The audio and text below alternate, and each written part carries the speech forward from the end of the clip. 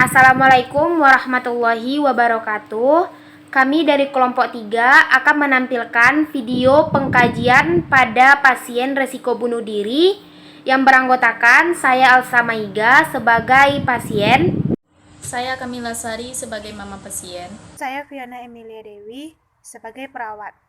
Saya Ifati Uzma, NIM 1912111533 sebagai pemateri. Nama saya Anisha Omnikandra sebagai kameramen.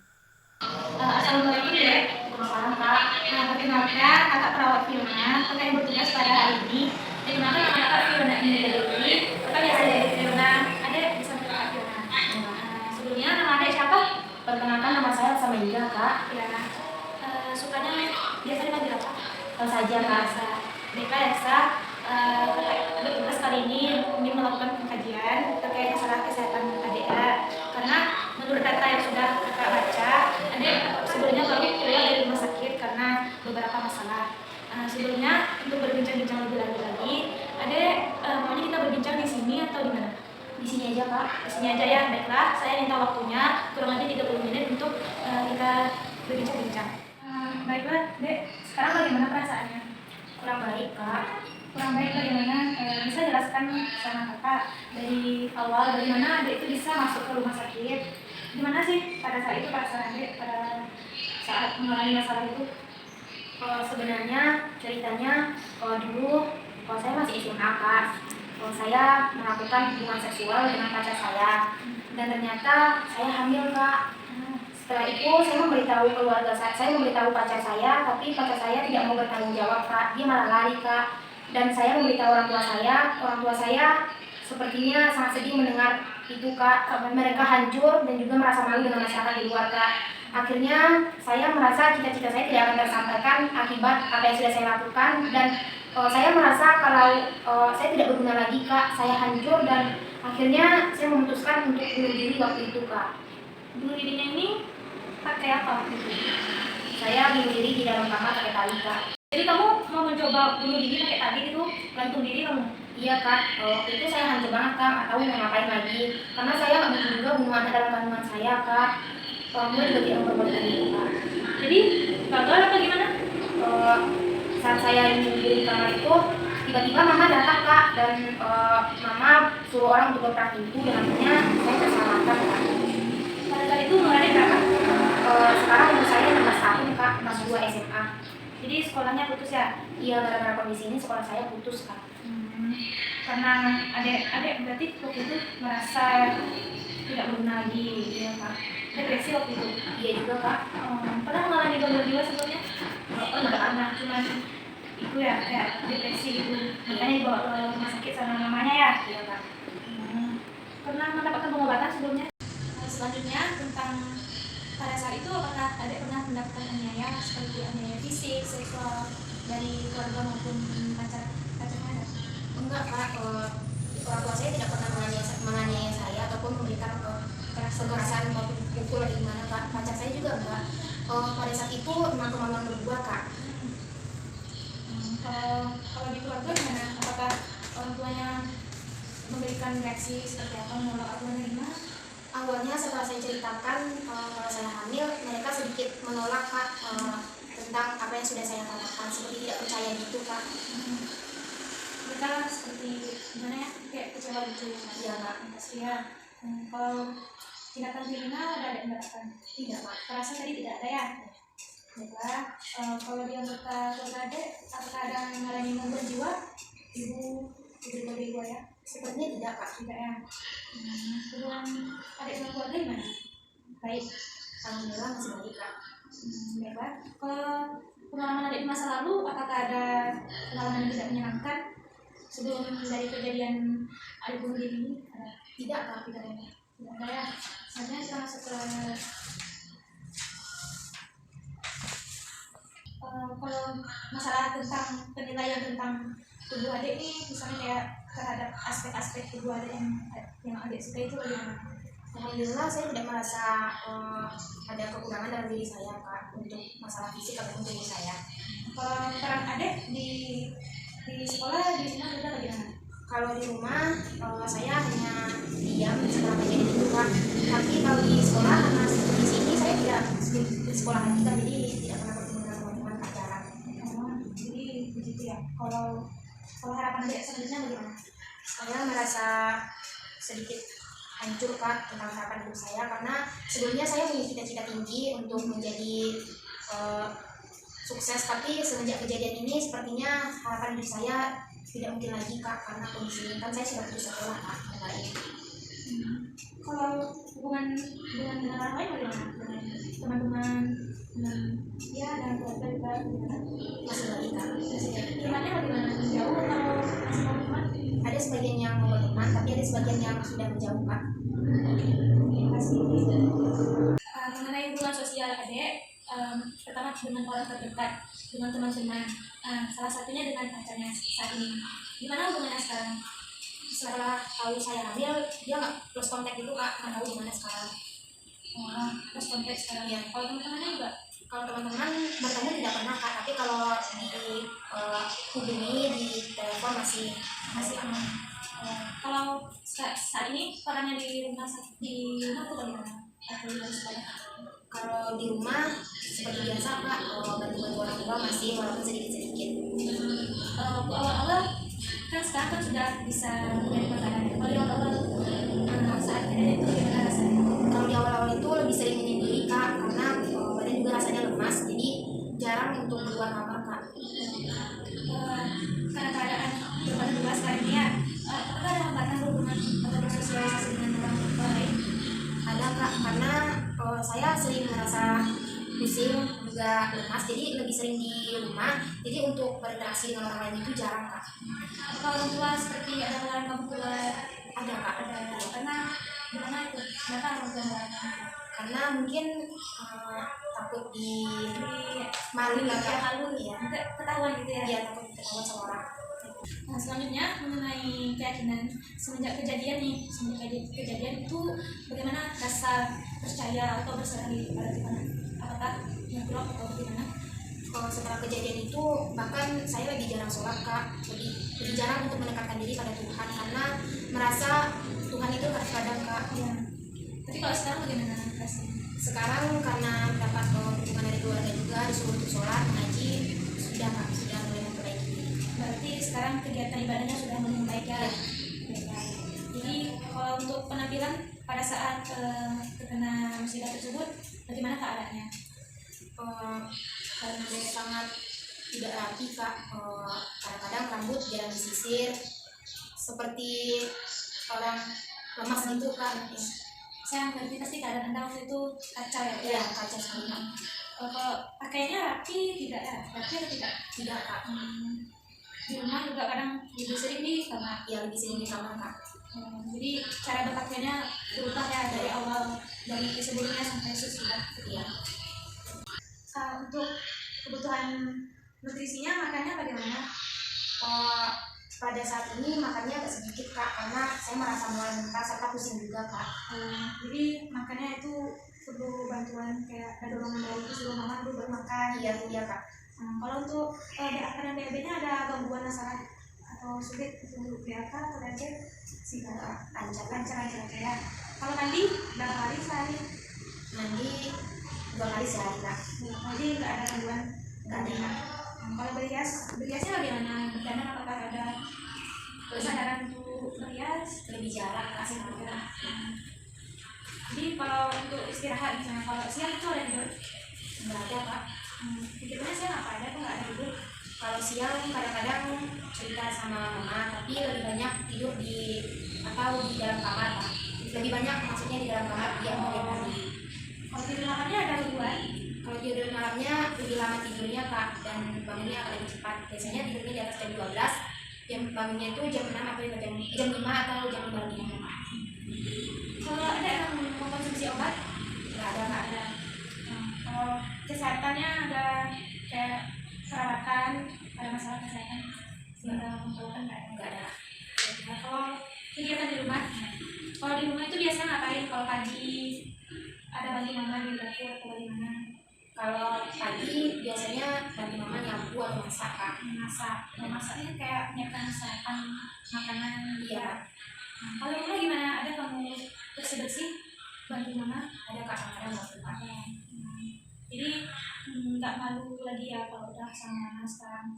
Ya, karena udah menerima ya. Ya kak. Kalau kegiatan kayak seperti mencuci baju, gimana siapa yang nyuci?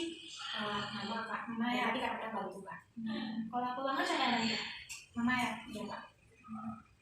Ya, kalau kegiatan sebelumnya ada pergi-pergi gitu, ikut mama atau teman-teman kayak pergi shopping. Enggak kan? Nggak ada. Lagi sering di rumah sekarang kak. Ya. Dengan sendiri atau lebih saran dari orang tua gimana? Sehingga nggak mengurangi interaksi di luar. Selain keinginan sendiri juga disuruh sama orang tua kan untuk jarang berinteraksi di luar. Masalah dengan ada nggak mengalami masalah hubungan nih dengan teman-teman di sana, kelompok-kelompok kawan-kawannya? Ada sebagian teman-teman yang cuek kan, nggak tahu, tapi ada sebagian teman yang kayak kasih semangat atau support gitu kan. Baiklah. Kalau dengan lingkungannya di mana? Adik tinggalnya di mana? Perumahan atau kontrak kan? Perumahan kak. Jadi ada tetangga. Ada kak. Kalau tetangganya itu gimana hubungannya? Apakah sering berinteraksi? Tetangga udah tahu kak, tapi saat ini jarang berinteraksi karena jarang keluar kak. Kalau pendidikannya tadi ada bilang putus ya? Iya kak. Dari sekolah juga belum ada pekerjaan sekarang kan? Belum kak. Kalau ada masalah dengan tetangga, dengan orang rumahnya ada? Tidak ada kak, cuman mereka menjauh aja kak, nggak jarang berinteraksi gitu kak. Tapi mereka tidak mendiskriminasi kamu? Nggak ada kak. Kalau ekonominya, keluarga kamu sekarang bagaimana? Alhamdulillah seperti biasa kak. Kalau dengan pelayanan kesehatan ada nggak melakukan kunjungan rutin dengan dokter kandungannya atau kesehatan lainnya ada? Ada kak. Ada masalah lain ada? Nggak ada kak. Nah, karena kita sudah selesai melakukan kajiannya, sedikit bantuan dari kakak ya. Kakak menyarankan adik untuk terus bersemangat, tidak putus asa ya. Dan saran kakak supaya bayi ini tetap dipertahankan sampai akhir. Adik nggak perlu khawatir tentang bagaimana membesarkannya, karena kan adik tak sendirian sekarang. Adik punya orang tua. Nah, adik punya teman-teman yang baik kok. Jadi gunakan waktu adik yang sebaik-baiknya. Penuhi nutrisinya, makan yang banyak sekarang ya. Terus juga melakukan kegiatan yang positif. Jangan anggap aja semua yang udah berlalu itu udah masa lalu. Jangan diingat-ingat lagi. Kalau ada apa-apa itu sholat, ngaji, biar nggak ada tuh pikiran kayak mau bunuh diri itu nggak guna gitu. Kasihan orang tua kamu sedih, mau kamu lihat orang kamu nangis, bangga sampai kejadian kayak gitu. Jadi saran kakak ada beberapa kegiatan positif yang bisa membantu kamu untuk supaya lebih produktif, biar semangat. Nah, ini ada beberapa kegiatan yang sudah kakak tulis. Tolong kamu baca dan kamu bisa melakukannya di esok hari. Besok kakak akan datang lagi. Kita akan lihat, kita akan praktekkan bagaimana cara melakukannya. Ya, iya kak. Nah baiklah, sudah selesai pertemuan kita kali ini. Kedepannya saya akan kembali lagi deh ya. Itu ada bisanya kapan? Besok bisa kak. Besok kakak akan kembali lagi. Kakak akan melakukan evaluasi ya. Di mana di sini aja kak. Alhamdulillah. Terima kasih untuk hari ini. Sampai jumpa lagi sekali lagi ya. Assalamualaikum. Assalamualaikum dek. Salam kak. Sesuai dengan perjanjian kita semalam kan kita berjumpa lagi hari ini. Nah, sesuai dengan instruksi saya semalam, apakah sudah ada kegiatan-kegiatan positif yang sudah ada tulis? Sudah kak. Coba saya lihat. Itu kegiatan pertama pagi jam 7 saya membuat sarapan, mencuci piring dan menyapu rumah. Bagus sekali deh ya. Kegiatannya positif sekali untuk mengisi waktu luang. Jam 8 adek ngapain? Adek homeschooling. Iya kak. Jadi sekolahnya lanjut ya. Iya kak. Malam bagus sekali kegiatannya, mengaji, membuat tugas sekolah. Sorenya olahraga ringan seperti senam ya. Iya kak. Bagus sekali nih kegiatan positifnya. Apakah sudah ada yang dilakukan? Sudah kak. Seperti pagi jam 7 itu membuat sarapan, kadang-kadang membantu mama di rumah. Jam 8-nya sekolah kak. Gurunya yang datang ke rumah. Baiklah. Yang belum ada beberapa yang belum. Iya kak. Baiklah. Kita lanjutkan beberapa kegiatan yang mungkin bisa dilakukan untuk membantu menghindari dari kegiatan seperti dorongan bunuh diri lagi. Sepertinya nih membaca, menyiram tanaman, mungkin adik bisa menonton film-film yang bagus di aplikasi kan juga banyak itu juga bisa membantu menghilangkan stres. Nah, kan sudah saya masukkan ke daftarnya. Boleh adik lakukan kegiatan ini, nanti kita akan evaluasi. Apakah adik sudah mengerti? Ya sudah Kak. Siang Dek. Siang Kak. Pada hari ini kan sudah 3 kali pertemuan. Pada semalam itu kan kita sudah melakukan kegiatan-kegiatan yang akan dilakukan, kegiatan positif. Nah, di pertemuan kali ini sepertinya kegiatannya ini masih ada yang belum dilakukan. Nah, jadi bisa kita lakukan kegiatannya pada hari ini ya. Iya Kak. Jadi pada besok kita berjumpa lagi, itu kegiatannya sudah dilakukan semua. Iya Kak. Nah, dilakukan kegiatan-kegiatan ini setiap hari ya. Jadi kalau sudah lengkap, nanti kita akan evaluasi lagi bagaimana ke depannya nanti ya. Baik, terima kasih. Selamat sore Dek. Selamat sore Kak. Kan kali ini pertemuan kita yang keempat ya. Sebelumnya kita sudah bertemu, tapi kita semalam apa? Untuk melengkapi kegiatan-kegiatan positif ini Kak, dan sudah dilakukan Kak. Sudah dilakukan semuanya yang Iya, bagus sekali. Berarti sudah ada perkembangannya ya. Sudah bisa kembali seperti normal lagi, tidak ada lagi kayak gangguan kayak tidak lagi merasa depresi, nggak ada lagi kan?